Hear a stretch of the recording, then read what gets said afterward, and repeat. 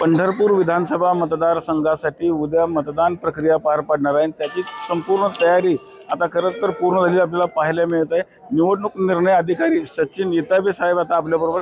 साहेब काय सांगताल, कशा पद्धतीने उद्याची आपली तयारी असणार आहे? गेले महिनाभरापासून आपण विधानसभा निवडणुकीचा कार्यक्रम घोषित केल्यापासूनच खरं म्हणजे आपली तयारी सुरू होती।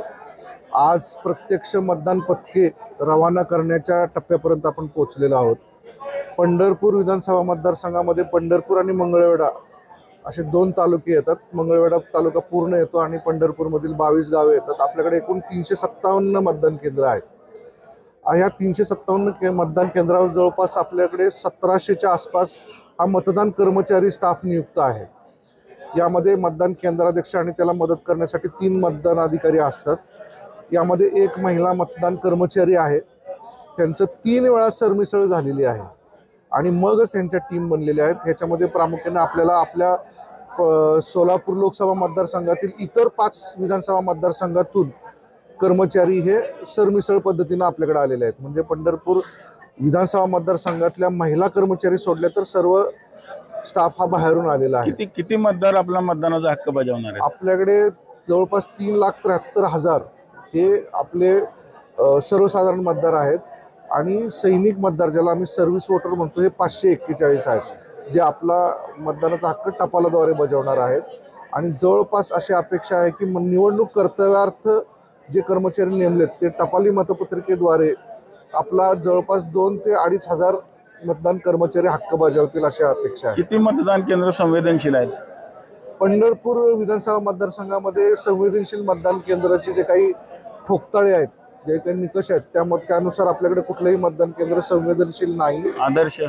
आदर्श मतदान केंद्र म्हणजे ज्याच्यामध्ये महिलांद्वारे जे आपण महिला कर्मचाऱ्याची नियुक्ती करतो आणि महिलांमध्ये मतदानाची जाणीव जागृती व्हावी, महिला मतदारांची टक्का वाढावा या दृष्टीने आपण सखी मतदान केंद्र करतो। असे आपल्याकडे 3 आहेत। दिव्यांगांसाठी पण जागरूकता वाढावी म्हणून दिव्यांगांसाठी 1 मतदान केंद्र आहे आणि उरलेली 6 मतदान केंद्र ही युवक मतदान केंद्र, अशी 10 मतदान केंद्र आपण आदर्श मतदान केंद्र। बंदोबस्त कसा असणार आहे? किती बसेस वगैरे लावलेले आहेत?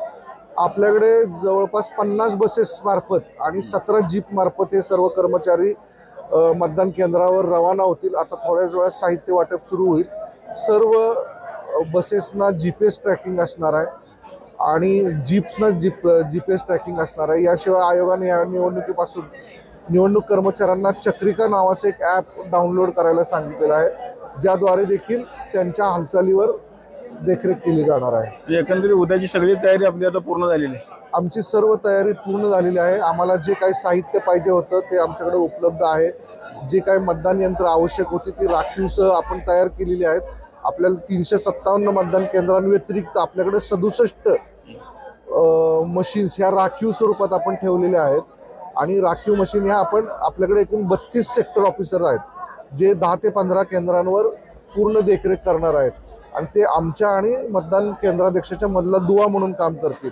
मग मतदान केंद्रावर साहित्याची अडचण असू द्या किंवा इतर कुठल्याही बाबतीत काही त्यांना मार्गदर्शनाची गरज असेल किंवा हस्तक्षेपाची गरज असेल त्यावेळेस आम्ही त्यांना सेक्टर ऑफिसर मार्फत संपर्क साधणार आहोत। याशिवाय आपल्या जवळपास निम्म्या मतदान केंद्रावर म्हणजे 178 मतदान केंद्रांवर वेबकास्टिंग असणार आहे। म्हणजे CCTV कॅमेरा बसवलेला असेल आणि त्याचे इंटरनेटद्वारे त्या मतदान केंद्रातली मतदानाची चालू असलेली प्रक्रिया हे निवडणूक आयोगाचे वरिष्ठ अधिकारी माननीय जिल्हाधिकारी तसेच आम्ही देखील सतत पाहणी करणार आहोत।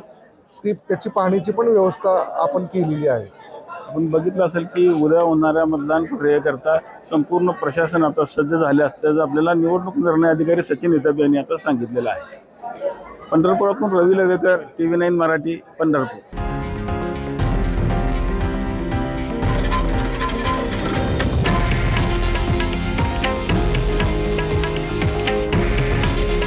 हे आहे देशातील नंबर 1 न्यूज नेटवर्क आणि आपण पाहत आहात TV9 मराठी। काळजी तुमची, हित महाराष्ट्राचं।